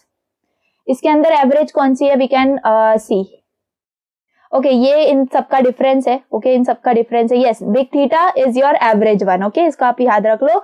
Big ओ आपकी worst है, ये आपकी best है, big omega, और ये जो है आपकी एवरेज अमाउंट है. Just okay, don't do this mathematically. Okay, Okay, then different cases to analyze an algorithm, best, worst and analyze. तो यही है सब, उस और कुछ नहीं है. इसको एनालिसिस में भी हम लिख सकते हैं. Now this is very important, बहुत इजी टॉपिक है, डिवाइड एंड कॉन्कर. अगर ये आप पढ़ के भी नहीं जाओगे then also you can do that. Divide conquer strategy क्या होती है, अगर हमें कोई काम करना है, अगर हमारा डेली का रूटीन है ना, अगर हमारे पास, हमारा सपोज कल पेपर है, कल हमारा FDS का पेपर है, तो हम क्या कर रहे हैं, अभी यूनिट 1 और यूनिट 2 को हम डिवाइड कर रहे हैं, है ना, और उसमें से भी अभी हम यूनिट 1 को पढ़ रहे हैं, है ना. इसका मतलब हम क्या कर रहे हैं, डिवाइड कर रहे हैं, अपनी कॉन्कर कर रहे हैं, यानी कि अपने जो टारगेट है उसको फुलफिल कर रहे हैं, राइट. तो उसी को हमें लिखना होता है. डिवाइड मतलब क्या, कॉन्कर, ये सब बेसिकली हम सब लिख सकते हैं. इसका एग्जाम्पल इंपॉर्टेंट है, आप मर्ज सॉर्ट इसका एग्जाम्पल दे सकते हो. ठीक है, मर्ज सॉर्ट यानी कि ये पर्टिकुलर बहुत ईजी है, ये मुझे बहुत अच्छा लगता है.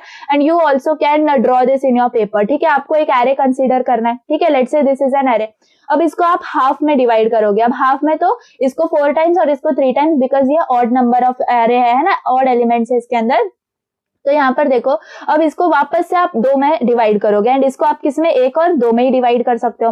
नाउ हियर अब इन दोनों में से आपको क्या करना है, स्वैप करना है, यानी कि जो लोएस्ट है उसको आपको पहले रखना होगा, एंड जो मतलब हाँ, अब इन दोनों को भी एक एक डिवाइड करने के बाद you have to like join both of them in such a manner कि असेंडिंग ऑर्डर में, यस, असेंडिंग ऑर्डर में हमारे छोटे से बड़े एलिमेंट्स जा रहे हो. ठीक है, तो हमारा पहले 25 आ गया, 36. अब आपको क्या करना है, उल्टे आते जाना है. अब जैसे इधर भी 2 हैं, इन दोनों को भी हमने क्या कर लिया, सॉर्ट कर लिया, इन दोनों को भी सॉर्ट कर लिया. अब ये तो एज इट इज है, तो इनको फिर क्या करेंगे, अब इन दोनों को सॉर्ट करेंगे, यानी कि अब इसमें से लोएस्ट कौन सा है, 2. फिर कौन सा लोएस्ट है इन दोनों में, तो 25 है, फिर 36 है, फिर 40 है. तो ये 4 का एरे बन गया, ये 3 का एरे बन गया. एंड देन हम इन तीनों को सॉर्ट करेंगे, यानी पहले 2 आएगा, फिर 7, देन 15, यहाँ से आएगा 25, 36, 40 and then 80. So this was all the step, and this is very easy. Merge sort वगैरह एंड ये सॉर्टिंग सर्चिंग वगैरह हम यूनिट 3 में पढ़ रहे होंगे, तो वहां पर भी इजीली आपको समझ में आ जाएगा. ओके अब ये याद रख सकते हो एक टाइम के लिए, जो टाइम कॉम्प्लेक्सिटी है उसका क्या होती है, big O F n log n. N log n आप ज्यादातर हम कहाँ देखते हैं, तो बाइनरी सर्च के अंदर देख रहे होते हैं, ठीक है। अभी के लिए इतना आप मत पढ़ो। एवरेज केस के अंदर क्या है, मर्ज सॉर्ट एल्गोरिदम के अंदर एवरेज केस होती है big O of n into log n, ठीक है, सेम है। और इसकी भी big of n log n है, यानी कि सब कॉम्प्लेक्सिटीज की यहाँ पर यही दी गई है। Okay now explain two-way merge sort with example, list advantages and disadvantages. Okay, so this is the same thing which we are reading here, मतलब वही सब चीजें जो अभी मैंने आपको बताई वो आपको स्टेप्स में लिखनी है, नथिंग एल्स, ठीक है। यही चीजें हमको स्टेप्स में बतानी है। एडवांटेजेस क्या है, देखो डिवाइड और कॉन्कर स्ट्रैटेजी के, तो मेमोरी एक्सेस जो है वो हम कम कर रहे हैं, है ना। हम क्यों यूज करते हैं ये डिवाइड कॉन्कर वाली स्ट्रैटेजी, ताकि हम एरे को और छोटा करें, उसको और छोटा करें, उसको और छोटा करें, एंड देन एकदम छोटे पार्ट पे वर्क करें। इसका मतलब मेमोरी एक्सेस जो वो हम अच्छा कर पा रहे होते हैं यहाँ पर। एंड ये देखो सॉल्व कर रहे हैं हम केक वगैरह के इश्यूज। पैरेललिज्म यानी कि since it allows to solve the sub problems independently, तो हम different sub problems can be executed on different processes. Okay disadvantage क्या है कि one disadvantage is that recursion is slow as we try to solve sub problems repeatedly. Okay अब last part है greedy strategy. तो greedy strategy भी बहुत easy है, simple. आपको ग्रीडी का मतलब जब पता होगा तो आप इसको अच्छे से कर सकते हो। एंड इसकी कमेंट करनी है हमें टाइम कॉम्प्लेक्सिटी। ओके तो बेसिकली कुछ नहीं, हमें लाइक देखो ग्रीडी स्ट्रैटेजी में मैंने आपको एग्जांपल दिया था ओला उबर का, है ना। आपको जब आप कोई कैब बुक करते हो तो डेफिनेटली आपको कौन सी कैब मिलती है जो आपके एकदम पास हो, है ना।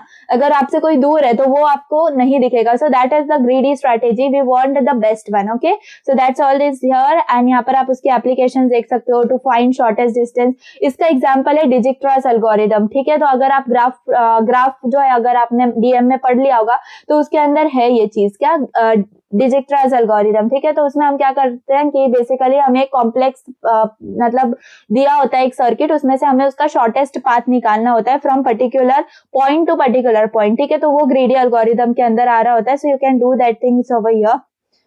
ओके इतना सब ये ओके ऑर्डर ऑफ ग्रोथ, ठीक है।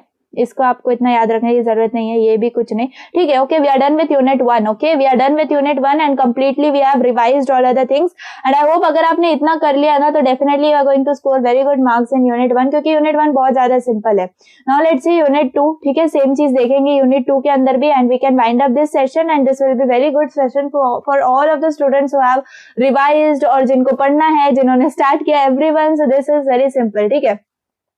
चलो अब यूनिट 2 को स्टार्ट कर लेते हैं। जैसे कि सबसे पहले मैंने आपको बताया सीक्वेंशियल ऑर्गेनाइजेशन, राइट। तो सीक्वेंशियल ऑर्गेनाइजेशन से ही हम स्टार्ट करते हैं। तो सीक्वेंशियल ऑर्गेनाइजेशन कुछ भी नहीं है, सच बस एलिमेंट्स को हम लीनियर या फिर सीक्वेंस फॉर्मेट के अंदर स्टोर करवा रहे होते हैं, एंड उसी को हम सीक्वेंशियल ऑर्गेनाइजेशन बोलते हैं। वही यहाँ पर है, where a group of element is organised in a sequence. Okay then हमें डिफाइन करना है लीनियर डेटा स्ट्रक्चर को। तो हम डेटा स्ट्रक्चर्स में हमने ये पढ़ लिया है, तो लीनियर को हमें एक्सप्लेन करना है, एग्जाम्पल देना है उसका, एंड रिप्रेजेंट करना है उसको सीक्वेंशियल ऑर्गेनाइजेशन के अंदर। तो बेसिकली देखो आप एरे और लिंक लिस्ट इन दोनों को आप कंसीडर कर सकते हो as a linear data structure. तो डेटा स्ट्रक्चर पहले आप डिफाइन कर सकते हो। देन लीनियर का क्या है, linear means belonging to a line, ठीक है। तो linear data structure consist of elements which are ordered, यानी कि एक लाइन के अंदर आपके सारे एलिमेंट्स होते हैं ना, first element, second, third, last element, ऐसे आपके एलिमेंट्स अरेंज होते हैं। तो वही है सब। Okay then we can represent it as sequential organisation, यानी कि आप एरे होता है इसका एग्जाम्पल, और अगर आपको लिंक्ड ऑर्गेनाइजेशन है तो उसके लिए होता है लिंक लिस्ट, ठीक है। तो अभी हमें क्या बोला है कि यूजिंग सीक्वेंशियल ऑर्गेनाइजेशन हमें उसको क्या करवाना है, रिप्रेजेंट करवाना है। तो सिर्फ हमें एरे का पूछा है, ठीक है। तो बिल्कुल भी आप लिंक लिस्ट इधर लिखो, ये एक्सपेक्टेड नहीं है। अगर लिखो तो it's okay, but it is not expected. Okay तो यहाँ पर linear data structure using sequential organisation आपका है एरे, ठीक है। एरे क्या है, ऑर्डर्ड सेट ऑफ ऑब्जेक्ट्स, या फिर आप इसको कह सकते हो it is the collection of similar types of element. इसको आप ऐसे लिख सकते हो। फिर आप इसको क्या करके दिखा सकते हो, डिक्लेयर करके दिखा सकते हो। ये एरे ऑफ साइज 5 है। फिर इसका मतलब क्या है कि इसके अंदर 5 मेमोरी लोकेशंस ऑलरेडी एलोकेट हो चुकी है, and each element of array can be accessed bye referring. हाँ इंडेक्स से हम उसको रेफर कर सकते हैं 0 1 2 3 4 से, and any number in that can be present. So that was very simple question and this is very important questions, mark it. Okay now हमें define करना है एरे को, एनलिस्ट करने हैं डिफरेंट टाइप्स ऑफ एरे, ठीक है, applications of arrays बताने हैं। तो एरे क्या है, बेसिकली मैंने आपको बताया collection of similar types of data, है ना। उसके बाद आप क्या लिख सकते हो, array help to store large elements, okay. If you want to store 10 employ IDs then instead of using 50 integer variables we can store 10 employ IDs. Similarly तो हम उसको डिक्लेयर करेंगे ऐसे, है ना। C++ के अंदर हम ऐसे, आप एक ही कोई दिखाओ, ठीक है, ऐसे जरूरी बिल्कुल भी नहीं है कि आप दोनों दिखाओ। आई एम जस्ट डूइंग, अगर आपने पाइथन में FDS किया है या अगर आप C++ के अंदर भी कर रहे हो तो it is okay, you can follow anything, okay. Different types of arrays बहुत सिंपल है आपका, सिंगल डायमेंशनल, 2 डायमेंशनल और मल्टी डायमेंशनल है, जिसमें मोर देन 2 आपके डायमेंशंस होते हैं। तो ये आप टाइप्स बताओगे। देखो 1D एरे के लिए आप ऐसा दिखाते हो, 2D एरे यानी कि आप इसको मैट्रिक्स मतलब ऐसा समझ सकते हो, और 3D एरे आपका कुछ ऐसा होता है, ठीक है। अब एप्लीकेशंस ऑफ एरे क्या है, arrays are used to implement data structures like stack queue वगैरह हम इससे इंप्लीमेंट कर सकते हैं, ठीक है। स्टैक क्यू का बहुत अच्छा एग्जांपल मैंने दिया हुआ है, अगर आपने पार्ट्स मेरे लेक्चर्स देखे होंगे तो डेफिनेटली आपको पता होगा। Arrays are used for representing matrices also, जो हम मैट्रिक्स वगैरह बनाते हैं वो भी हम एरेज से बना सकते हैं। Arrays are used in lookup tables, ठीक है, नहीं समझ में आ रहा है छोड़ दो, arrays can be used for note, ठीक है। बस मैट्रिक्स वगैरह, स्टैक क्यू वगैरह आपने लिख दिया, it is more than enough. अब एड्रेस कैलकुलेशन ये इंपॉर्टेंट टाइप है, इसका सिर्फ फॉर्मूला पूछा जाता है कभी, मतलब इन वर्स्ट केस आपको उस फॉर्मूला को अप्लाई करने आ सकता है, लेकिन बहुत ज्यादा सिंपल है। एंड आई होप कि यहाँ पर थोड़ा सा मैंने देखा तो ये थोड़े से इस फॉर्मेट के अंदर है, इट इज नॉट मतलब रॉन्ग बट इट इज मतलब थोड़ा सा कंफ्यूजिंग फॉर्मेट में, तो you can go and see in my videos, ठीक है। वहां पर मैंने बहुत अच्छे से आपको सब कुछ एक्सप्लेन किया है, you can just see the part where I have explained this, okay. तो ये दोनों के लिए होता है, 1 डायमेंशनल के लिए, सिंगल डायमेंशनल और 2 डायमेंशनल दोनों के लिए हो रहा होता है। एंड अगर आपको एग्जांपल आता है तो जैसे मतलब बेस एड्रेस तो हमेशा गिवन होता है, size of each element given है and find the address of it, ठीक है। तो ये आप कैसे, ये आपका बेस एड्रेस होता है यहाँ पे, और उसके बाद आप 4 क्या है आपका, ये साइज है, देखो सॉरी ये साइज है, ओके। एंड इनटू आप क्या करोगे, आपका जो कितने टाइप के एलिमेंट्स है यहाँ पर, सॉरी कितने एलिमेंट्स है, 5 है, 5 माइनस आप 0 कर दोगे, ठीक है। एंड उसके बाद इनको मल्टीप्लाई ऐड वगैरह करके आप फाइनल जो इसका आंसर लिख दोगे, ठीक है। तो ये रो मेजर कॉलम मेजर के लिए अलग होते हैं, तो डेफिनेटली आपने अगर मेरा लेक्चर देखा होगा तो it will be clear, otherwise I will prefer you आप एक बार और जाके वो लेक्चर देख लो जिसमें मैंने आपको ये एक्सप्लेन किया है, बहुत simply I have explained all this. Now ordered list, ठीक है। तो ऑर्डर्ड लिस्ट बहुत बेसिक कॉन्सेप्ट है एंड आई होप कि आपको पता होगा, ये कुछ भी नहीं है, लीनियर लिस्ट ही है, कलेक्शन है ऑफ डेटा एलिमेंट्स ऑर्गेनाइज्ड। देखो सिंपल याद रखो, ऑर्डर्ड लिस्ट का मतलब आपके एलिमेंट्स या तो असेंडिंग ऑर्डर के अंदर अरेंज्ड होंगे या डिसेंडिंग ऑर्डर के अंदर अरेंज्ड होंगे। आप सिंपल इसको सॉर्टिंग भी कंसिडर कर सकते हो, लेकिन यहाँ पर it is not perfect, okay. तो पॉलिनोमियल रिप्रेजेंटेशन हमें एक्सप्लेन करना है यूजिंग एरे, ओके। तो यूजिंग एरे तो हम बहुत सिंपली दिखा सकते हैं, है ना। यूजिंग एरे किधर है इसका, बेसिकली ये एक्सप्लेन कर रहे हैं हम इतने सब क्या ऑर्डर्ड है ना, उसके अंदर हम ये भी दिखा सकते हैं, ये कुछ ऑपरेशंस हैं which are allowed to perform ordered list. Insert operation हम कर सकते हैं, जो कि हम पुट कर सकते हैं objects in a list, remove कर सकते हैं। तो ये सब चीजें मैंने आपको पढ़ाई हुई है, लिस्ट से मतलब लिस्ट से रिजेंबल्ड मैंने सारी चीजें आपको कराई हुई है।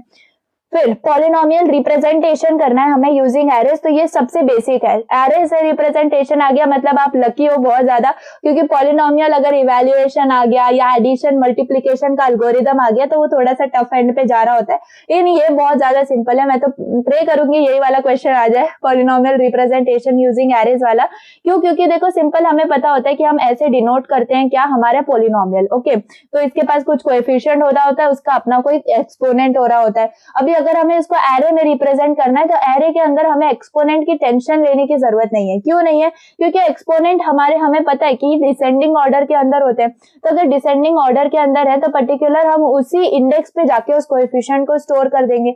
वैसे ये 2 डायमेंशनल एरे है, लेकिन इतना ज्यादा ये इंपॉर्टेंट नहीं है, ठीक है। 2 डायमेंशनल आप बेसिक 1 डायमेंशन के अंदर ही पॉलिनोमियल को रिप्रेजेंट करके दिखा सकते हो, ओके। कभी कभी ये भी आ सकता है कि भाई आप सूडो कोड लिख के दिखा दो पाइथन, वैसे ऐसे लिख के नहीं आएगा पाइथन कोड, लेकिन ठीक है अगर आ गया तो you can write down and to add 2 polynomials. अभी मैं यहाँ पर एक आपको मतलब एक मतलब चीट शीट बता देती हूँ। क्या चीज, अगर आपको सूडो कोड नहीं आ रहा है या फिर आपको प्रोग्राम नहीं आ रहा है तो बेसिक आप सिर्फ एल्गोरिदम लिख दो, you will get more of the marks from that. मतलब उस पर्टिकुलर क्वेश्चन को छोड़ने से अच्छा है आप एल्गोरिदम लिख दो, ठीक है। एंड चाहो तो उस एल्गोरिदम को ऐसे पॉइंट्स में लिखो कि वो सूडो कोड ही लगे, है ना, क्योंकि एज सच हमें प्रोग्राम तो लिखने आ नहीं रहा है, ओके तो सूडो कोड क्या है, Python code for addition of two polynomials हम कैसे करेंगे, देखो P1 आपने एक एरे है जो कि फर्स्ट पॉलिनोमियल को स्टोर कर रहा है, P2 एक एरे है जो कि होल्ड कर रहा है सेकंड पॉलिनोमियल को। अब इन दोनों को ऐड करना है तो हमें एक और एरे लगेगा जिसमें हम रिजल्टिंग पॉलिनोमियल को स्टोर कर रहे होंगे। अब देखो ये है इतना बड़ा आपका क्या पर्टिकुलर आपका सूडो कोड। देखो तो ये मैंने जो है C++ के अंदर आपको दिया हुआ है टेलीग्राम चैनल के ऊपर, ठीक है। तो अगर आप टेलीग्राम चैनल के ऊपर होगे तो आपने अभी ले लिया होगा वो, मतलब आपने देख लिया होगा C++ के अंदर है, ठीक है। तो वो अगर आपको C++ में इजी लग रहा है तो आप कर सकते हो, अदरवाइज आप ये भी देख सकते हो, ठीक है। पाइथन का बेसिकली आपको सूडो कोड लिखना है, ठीक है। तो ये आपका क्या है, देखो हम क्या लिख रहे हैं, पहले एक फंक्शन डिफाइन कर रहे हैं लाइक एड पॉली, एंड उसके अंदर हम दोनों भी पॉलिनोमियल्स को ले रहे हैं, कौन सा P1 और P2, ओके।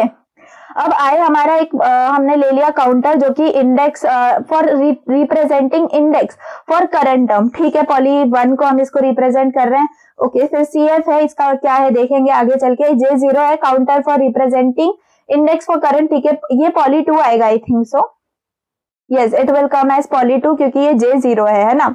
और P3 जो है हमारा रिजल्टिंग पॉलिनोमियल है, इसको हमने इनिशियलाइज कर दिया है। अब जब हमारा P1 0 होगा यानी कि एम्प्टी होगा तो हम बेसिकली P2 को रिटर्न कर देंगे, यानी कि अगर हम सिंपल ऐसे याद रखो हमारे पास दो पॉलिनोमियल्स हैं, ठीक है। आगे है क्या ऐसा कुछ, दो पॉलिनोमियल्स गिवन हो, नहीं है, ठीक है।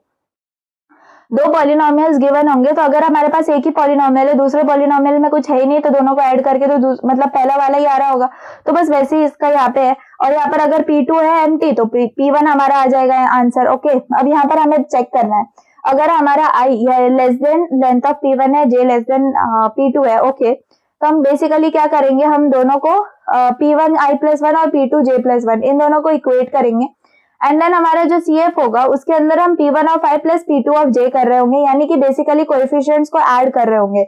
इसका क्या मतलब है, हम देखो यहाँ पर हम क्या देख रहे हैं, हम एक्सपोनेंट्स सेम है कि नहीं ये देख रहे हैं।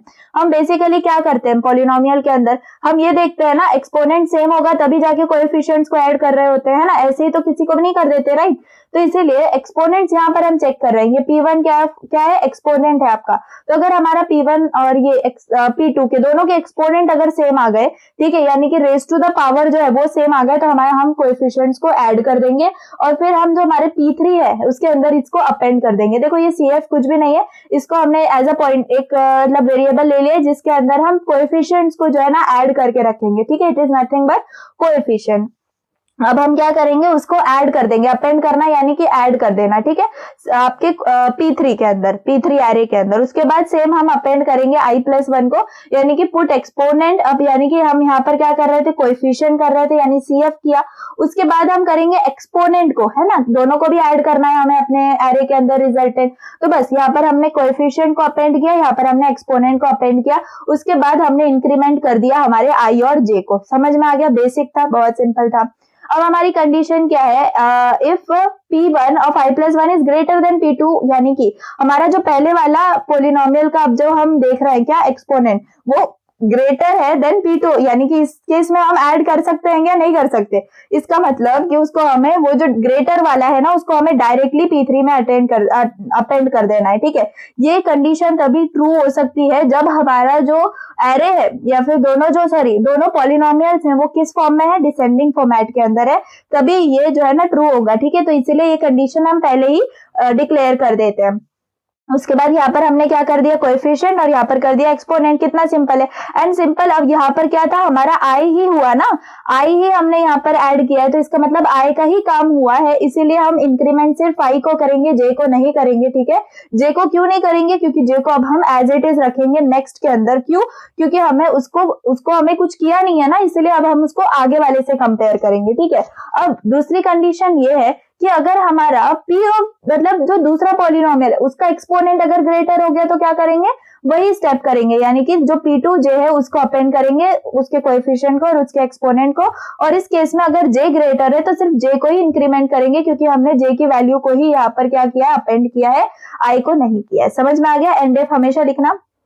उसके बाद यहाँ पर क्या है, कॉपी रिमेन। अब देखो कभी कभी ऐसा हो सकता है कि हमारे पास दो पॉलिनोमियल अलग अलग साइज के हैं, कोई पॉलिनोमियल के अंदर 4 टर्म्स है, किसी के अंदर 2 टर्म्स है, ठीक है। तो 4 2 को अगर हम प्लस कर रहे हैं तो 2 2 तो कंपेयर हो जाएंगे, लेकिन बाकी जो रिमेनिंग 2 है तो वो कैसे होंगे, राइट। तो वो इसीलिए ये व्हाइल लूप हम लगाएंगे अगर आई हमारा लेस देन P1 है, ठीक है, यानी कि लेंथ ऑफ P1, ठीक है। तो हम क्या करेंगे, P3 के जो बचे हुए एलिमेंट्स हैं, जो उसके कोएफिशिएंट्स को और एक्सपोनेंट्स को यहाँ पर P3 में अगेन अपेंड कर देंगे, और सिर्फ जैसे कि ये i लेस देन था ना, इसीलिए हम इसके i को ही इंक्रीमेंट कर रहे होंगे। वैसे ही हम लेंथ किसके लिए देख सकते हैं, j, जैसे कि हमारा पॉइंटर है फॉर सेकेंड पॉलिनोमियल, तो अगर उसके लेंथ हमारी जो है लेस देन है, तो हम बेसिकली उसी के कोएफिशिएंट्स को हम अपेंड कर रहे होंगे, है ना। तो अगर यहाँ पर j से यूज किया तो j होगा। देखो कितना simply I have explain this, okay. इतना ज्यादा सिंपल हो सकता है ये, देखो और रिटर्न कर देंगे एट लास्ट हमारा रिजल्टिंग पॉलिनोमियल। तो इसके अंदर कुछ नहीं, बस टेस्ट केसेस है जो कि हमें याद रखना है। Can I explain you again this thing. देखो बहुत सिंपल है, हमने क्या किया है, बेसिकली 2-3 टेस्ट केसेस है इसके अंदर जो कंसीडर किए। पहला तो अगर एम्प्टी है तो डायरेक्टली हम उनको क्या करवा देंगे, रिटर्न करवा देंगे, इसमें तो कोई टेंशन वाली बात नहीं है। दूसरा ये है, हम एक्सपोनेंट्स को चेक कर रहे हैं, अगर दोनों के एक्सपोनेंट्स कम है, लेस देन है, ठीक है, तो उसमें हम क्या करेंगे, एक्सपोनेंट्स को चेक करेंगे, ठीक है। एक्सपोनेंट्स को चेक करने के बाद अगर वो इक्वल आ रहे हैं तो हम उसके कोएफिशिएंट्स को प्लस करेंगे और फिर उस कोएफिशिएंट को अपेंड कर देंगे हमारे P3 में, और उसी के एक्सपोनेंट को भी अपेंड करेंगे भाई, क्योंकि पॉलिनोमियल है, कोएफिशिएंट एक्सपोनेंट हमें साथ में चाहिए, और दोनों को इंक्रीमेंट कर देंगे, ठीक है। उसके बाद अगर हमारा कोई एक्सपोनेंट फर्स्ट वाले पॉलिनोमियल का ग्रेटर है और सेकंड वाले का लेस है, तो जो ग्रेटर वाला है उसको हम अपेंड कर देंगे, एंड उसी को आई, क्योंकि वो डिनोट कर रहा है, उसी को हम प्लस इंक्रीमेंट कर देंगे। अगर यही चीज उल्टी है ना, तो हम क्या करेंगे, जे वाले को कर देंगे। उसके बाद हम रिमेनिंग टर्म्स अगर बची हुई हैं तो उन रिमेनिंग टर्म्स को हम कोएफिशिएंट्स को और एक्सपोनेंट्स को हम ऐड कर देंगे, अपेंड कर देंगे, है ना, वैसे ही दोनों में। तो कितना सिंपल है ना, बस यही कंडीशन है। देखो यहाँ पर रिटर्न करनी है, अगर 0 है तो, यहाँ पर सेम है तो, यहाँ पर लेस, यहाँ पर ग्रेटर, यहाँ पर लेस, यहाँ पर भी क्या करना है, अब लेंथ को करना है, तो दोनों के लिए। तो बस दिखने के लिए सूडो कोड बड़ा है, लेकिन ईजी है बहुत, ठीक है, ओके। सेम हमें करना है मल्टीप्लीकेशन के लिए। तो मल्टीप्लीकेशन के लिए हमें क्या करना होगा, देखो आप पहले दिमाग में सोचो कि अगर हम पॉलिनोमियल का मल्टीप्लीकेशन करते हैं तो कैसे करते हैं। हमारे पास 2 पॉलिनोमियल्स होते हैं, हम ब्रैकेट्स के अंदर उसको रखते हैं, फिर फर्स्ट वाला जो पॉलिनोमियल है उसके फर्स्ट टर्म हम लेते हैं एंड उसको सारी टर्म्स जो हमारी सेकंड पॉलिनोमियल है उससे मल्टीप्लाई कर रहे होते हैं, और उसके जो एक्सपोनेंट्स होते हैं इस बार हम उनको ऐड कर रहे होते हैं। तो वही चीज हमें यहाँ पर याद रखनी है, एंड वही उसी का कोड है, यहाँ पर बहुत बेसिक कोड है, देख लो वही है। P1 P2 P3 हमारे पास 3 एरेज आ जाएंगे, एक रिजल्टिंग के लिए, बाकी 2 हमारे प्रेजेंट है, ओके। तो डेफ मल्टीपॉली ये हो गया। P3 को हम क्या रखेंगे, P3 को हम रखेंगे एम्प्टी। फिर हमारा जो कोएफिशिएंट है इसको हम 0 से इनिशियलाइज करेंगे, फिर हमारा व्हाइल लूप लगेगा, यानी कि जब तक हमारा कोएफिशिएंट क्या है, एक्सपोनेंट क्या है, less than length of P1 है, ठीक है।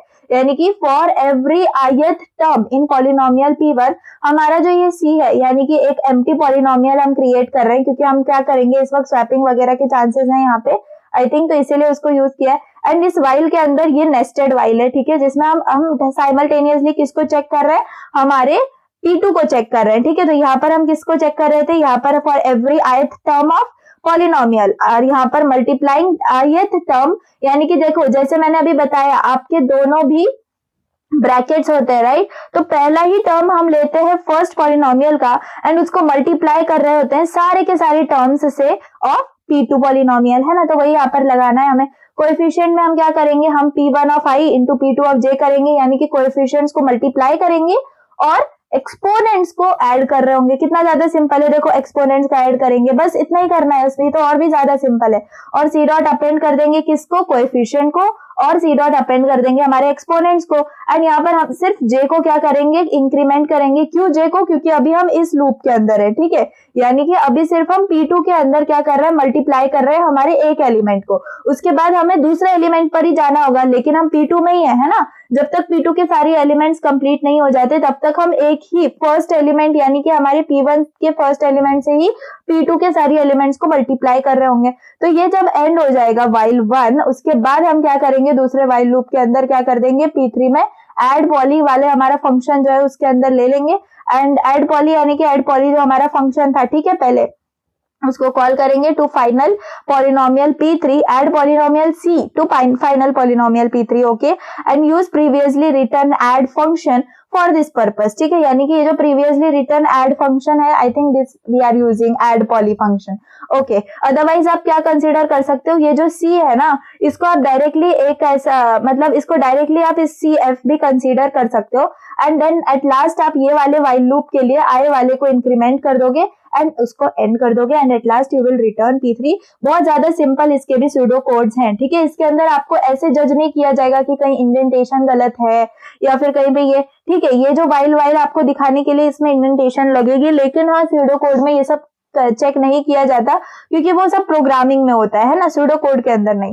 Now let's go next. Now हमें देखना है व्हाट इज स्पार्स मैट्रिक्स। तो ये तो अब अभी सबको क्लियर होगा, अब अगर आपने रीसेंट वीडियो देख ली होगी। स्पार्स मैट्रिक्स कुछ नहीं होता है, एक 2 डायमेंशनल एरे होता है, यानी कि आप एक उसको मैट्रिक्स समझ सकते हो जिसमें नंबर ऑफ जीरोस ज्यादा होते हैं as compare to number of like basic numbers, ठीक है, तो वो ज्यादा होते हैं। यहाँ पर आप देख सकते हो more number of zero values than non zero values. Okay, तो क्वेश्चन क्या है, एक्सप्लेन करना है बेसिकली उसको। तो हमें सिर्फ एक क्या ले सकते हैं, हम एक एग्जांपल ले सकते हैं मैट्रिक्स का और उसको हम कन्वर्ट कर देंगे स्पार्स मैट्रिक्स में।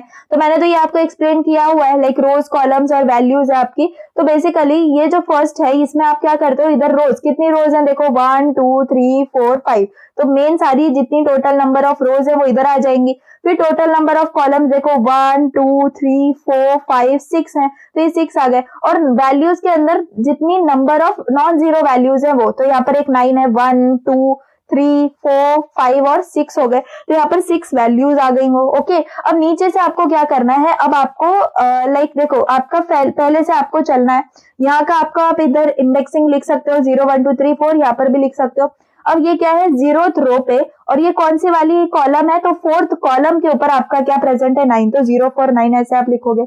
उसके बाद यहाँ पर देखो तो ये 1th index of row and then 1th index of column पे 8 प्रेजेंट है, तो ऐसे ही आप सिंपल बना सकते हो। अगर आपने देखी है मेरी video, you can do this very easily. Okay, उसके बाद row major and column major representation है ऑफ 2D एरे। तो बहुत सिंपल है, आपको मैंने बताया हुआ है रो मेजर कॉलम मेजर में, ये बेसिक एग्जांपल आप ले सकते हो। ये आपका मैट्रिक्स है, आई थिंक ये थोड़ा सा क्लियर नहीं है, मुझे ही वीडियो की प्रॉब्लम नहीं है। यहाँ पर ये क्या है, ये मैट्रिक्स है सिंपल, इसमें जितने रोज है ना इंडेक्सिंग के हिसाब से उन रोज को आप क्या कर दोगे, उन रोज को आप स्ट्रेट एक 2D एरे, सिंपल एक 1D एरे के अंदर डिफाइन करोगे, ठीक है। तो ये हम क्यों करते हैं, ताकि मेमोरी जो एलोकेशन जो है वो कम हो जाए।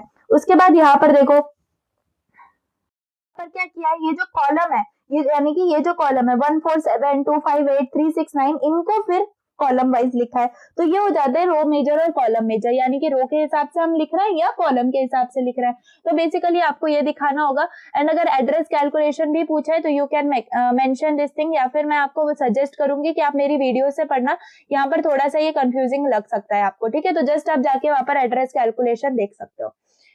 ओके, यहाँ पर ये क्या है, consider 2 dimensional array of size this. Okay, तो यहाँ पर कुछ नहीं है, यहाँ पर हमें जो एड्रेस कैलकुलेशन है ना उसका न्यूमेरिकल गिवन है, जिसमें हमें बेस एड्रेस गिवन है, फिर find address of element this, ठीक है। तो ये आपका 2 डायमेंशनल के लिए है, ठीक है। तो उसके लिए आप देख सकते हो, अदरवाइज ये मतलब मैंने आपको जो दिए हुए ना formulas, please refer that only, क्योंकि यहाँ पर आप कंफ्यूज हो सकते हो। अगेन ये भी वैसे ही टाइप का न्यूमेरिकल है।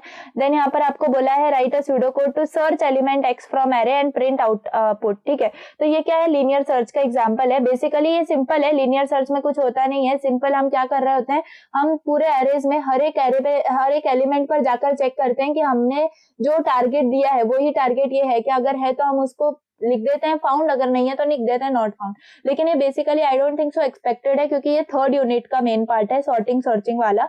लेकिन फिर भी आप देख सकते हो, क्योंकि ये अगेन एरे के अंदर आ रहा है तो हो सकता है आ जाए, लेकिन नहीं, इतना इंपॉर्टेंट नहीं है। चलो कोई बात नहीं, देख लेते हैं डेफिनेशन। लीनियर सर्च का मैंने लॉजिक आपको बता दिया, वही होगा सिंपल। इसके अंदर हम एक एरे n और x पास कर रहे होंगे, फॉर लूप लगाएंगे हम 0 से n तक। उसके बाद अगर हमारा कोई भी एलिमेंट हमारे टारगेट के इक्वल है तो हम रिटर्न कर देंगे 1 1 यानी कि फाउंड, और रिटर्न -1 कर देंगे फॉर लूप के बाहर, यानी कि अगर हमें वो एलिमेंट या टारगेट मिला ही नहीं तो सिंपल। तो इसी को हम इस मेन कोड के अंदर भी इसको हम डिजाइन कर सकते हैं। तो वही लॉजिक है, ये सूडो कोड था, ठीक है। या फिर आप इसको ऐसा भी समझ सकते हो, इसको आप फंक्शन आपने बनाया and then you can main code में आप इसको लिख सकते हो। ओके, तो यहाँ पर क्या है, count number of times a given integer or data type occurs in an array. ठीक है, तो ये क्या है हमारे पास, देखो आप सिंपल फंक्शन डेफिनेशन ही पढ़ोगे तो आपको समझ में आ जाएगा। बाकी मेन कोड में हम कुछ नहीं कर रहे हैं, हम मेन कोड में सिर्फ एलिमेंट्स ले रहे हैं ना, और बाकी उस फंक्शन का यूज कर रहे हैं। ठीक है, यानी कि बेसिकली यहाँ पर हमने क्या किया, देखो मैं इसका वापस से आपको मेन कोड इसका बता रही हूँ। मेन कोड में हमने क्या किया, ऊपर तो ये हमारा फंक्शन डिक्लेयर हो गया, यहाँ पर हमने n यानी कि इनपुट लिया कि कितने एलिमेंट्स होंगे आपकी लिस्ट के अंदर, फिर उस एरे जो एलिमेंट है उसको हम एरे हमारा जो इसको इनिशियलाइज किया, फिर फॉर लूप लगा के हमने सारे एलिमेंट्स को क्या ले लिया, इनपुट ले लिया, और हर एलिमेंट को अपेंड कर लिया हम अपने एरे के अंदर। उसके बाद हमने लिखा कि आप इनपुट दो कि आपको कौन सा एलिमेंट है जो सर्च करना है, और रिजल्ट के अंदर हमने क्या कर लिया, हमारा जो लीनियर सर्च का फंक्शन था ऊपर उसको हमने कॉल कर लिया। उसके अंदर कितनी वैल्यूज थी, या फिर आप कह सकते हो कितने पैरामीटर्स थे, एरे n और x थे, है ना, तो वही यहाँ पर हमने आर्ग्यूमेंट्स के अंदर ले लिए। एंड फिर यहाँ पर क्या लिख दिया, अगर हमारा रिजल्ट -1 आ रहा है, यानी कि रिटर्न हम जब -1 करवा रहे हैं तो हम लिखेंगे कि element is not found, and अगर एल्स में हम लिख देंगे element found. Okay, so this was the main logic. Count number के लिए हम क्या करेंगे, सिंपल यार, देखो डेफिनेशन एलिमेंट काउंट, उसके अंदर हमने ये लिख दिया, एरे होगा हमारा, n क्या है, number of elements in array, और एलिमेंट यानी कि वो पर्टिकुलर एलिमेंट जो कि हम सर्च कर रहे हैं, देख रहे हैं कि वो कितनी बार प्रेजेंट है, काउंट करना है हमें बेसिकली। तो हमने काउंट को इनिशियलाइज कर दिया 0 से, हमने फॉर लूप लगा दिया, एंड हम चेक कर रहे हैं बेसिकली कि वो एलिमेंट मतलब इक्वल टू करके हम चेक करते हैं बेसिकली। अगर आपने सिंगल आपने इक्वल लगा दिया तो that will be considered as assign and that will be wrong. Okay, and हम काउंट को इंक्रीमेंट कर रहे होंगे, यानी कि काउंट प्लस प्लस कर देंगे, एंड एट लास्ट उसको प्रिंट करवा देंगे फाइनल वैल्यू ऑफ काउंट को। ठीक है, एंड वापस मेन कोड में हम वही करेंगे, यानी कि मैंने जितने एलिमेंट्स है वो हम देखेंगे यहाँ पे, और फिर एरे को 0 से इनिशियलाइज, यानी 0 एलिमेंट्स है उसके अंदर बेसिकली। उसके बाद हम बेसिकली इतने पार्ट में हम एरे को ही ले रहे हैं, या फिर आप ऐसे बोल सकते हो कि लिस्ट को इनपुट ले रहे हैं। यहाँ पर हम बोल रहे हैं कि कौन सा एलिमेंट आपको चेक करना है, एंड हमने बेसिकली उसको क्या कर लिया, कॉल कर लिया। कितना सिंपल था। यहाँ पे देख लो, write Python code that calculates sum of all integer elements present in array, यानी कि जितने एलिमेंट्स इंटीजर एलिमेंट्स प्रेजेंट है उनका हमें सम कैलकुलेट करना है। कितना सिंपल है, कैलकुलेट सम वाला फंक्शन बना दो। देखो ये तो उसके अंदर हमें कोई एलिमेंट या फिर कोई टारगेट हम चेक नहीं कर रहे हैं, तो वो हम नहीं लिखेंगे। सिंपल दो हमारे पास पैरामीटर्स होंगे, एरे और एन। एन क्या है, आपका नंबर ऑफ एलिमेंट्स। ठीक है, अभी हम सम को यूज कर रहे हैं, सम वेरिएबल को इनिशियलाइज कर दिया 0 से, और for i in for loop लगा दिया, एंड हम सम में क्या करेंगे, sum is equal to sum plus array of i. ठीक है, आप इसको अच्छे से समझ सकते हो। बेसिकली मैं ये अज्यूम कर रही हूँ आपको ये सब आता है, बेसिक ये प्रोग्रामिंग है। ठीक है, और उसके बाद बेसिकली हम सम कर देंगे, एंड देखो मेन कोड में कुछ भी नहीं कर रहे हैं, हम इनपुट ले रहे हैं उन सब एलिमेंट्स को, एंड यहाँ पर एट लास्ट कैलकुलेट करवा दे रहे हैं। ठीक है, कुछ भी नहीं किया इसके अंदर। अब ये Python definition for functions, matrix addition subtraction. ठीक है, ये इतना इंपॉर्टेंट नहीं है क्योंकि हमें स्पार्स मैट्रिक्स है। ठीक है, फिर भी अगर चाहो तो आप देख सकते हो वैसे अपनी नॉलेज के लिए। ठीक है, फॉर मतलब हम मैट्रिक्स को कितनी बार मतलब नेस्टेड लूप्स वगैरह यूज करके फिर हम उसको क्या करते हैं, एडिशन वगैरह करते हैं उसकी। तो ये सब उसके कॉन्सेप्ट्स हैं, मल्टीप्लिकेशन के, ट्रांसपोज वगैरह के। तो अगर आप चाहो तो इसको देख सकते हो, है ना। तो ये आपको हेल्प करेगा in sparse matrix as well. लेकिन जितने टॉपिक्स हैं भाई इतने अच्छे से कर लो। And yes, our unit 2 is also covered, and I hope कि मतलब आपको समझ में आ गए होंगे सारे के सारे concept. I have explained all the codes, and I think addition और मल्टीप्लिकेशन का रह गया था, and I have explained that also.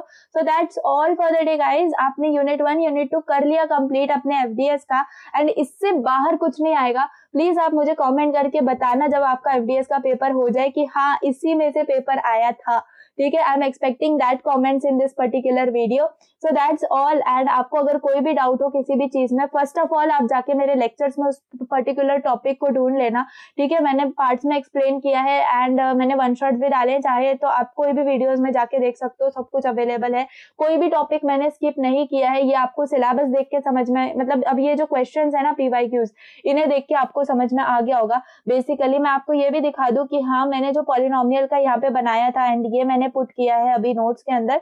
तो ये बेसिकली अभी जो मैंने एडिशन और मल्टीप्लिकेशन आपको पाइथन में पढ़ाया वही चीज है, जस्ट ये आपके किसके अंदर है, C++ के अंदर है, ठीक है। तो ये नोट्स में अवेलेबल है, मैंने एडिशन का और मैंने मल्टीप्लिकेशन का यहाँ पर बना दिया है, ठीक है। तो अगर आप C++ ज्यादा अच्छे से समझते हो तो आप C++ को प्रेफर कर सकते हो। अगर आपने अभी पाइथन में जो मैंने पढ़ाया है वो कोड अगर आपको अच्छे से समझ में आया है तो प्लीज गो फॉर दैट, ठीक है। दोनों भी इजी है, अगर आपको ये समझ में नहीं आया तो leave it, go for the Python code, okay. मैं वो भी नोट्स में डाल दूंगी सब कुछ, तो प्लीज आप नोट्स ले लेना। एंड आई होप कि आपको ये वीडियो बहुत ज्यादा पसंद आई होगी। Definitely share this with your friends and अगर आप चैनल पे न्यू हो तो please go and hit the subscribe button and I will prefer कि प्लीज जाके आप नोट्स ले लो एंड डिस्क्रिप्शन के अंदर लिंक है for Google forms, you can take that and पूरे सेकेंड ईयर आप फ्री रह सकते हो क्योंकि आपको सारे के सारे नोट्स मिल जाएंगे। Semester 3 as well as semester 4 दोनों इनसेम दोनों एंडसेम के नोट्स आपको वहां पर मिल रहे होंगे, ओके। तो चलिए that's all for the day, wind up करते हैं सेशन को एंड एफडीएस का महा रिवीजन आपका कवर होता है, ओके। चलिए थैंक्स फॉर वॉचिंग, बाय।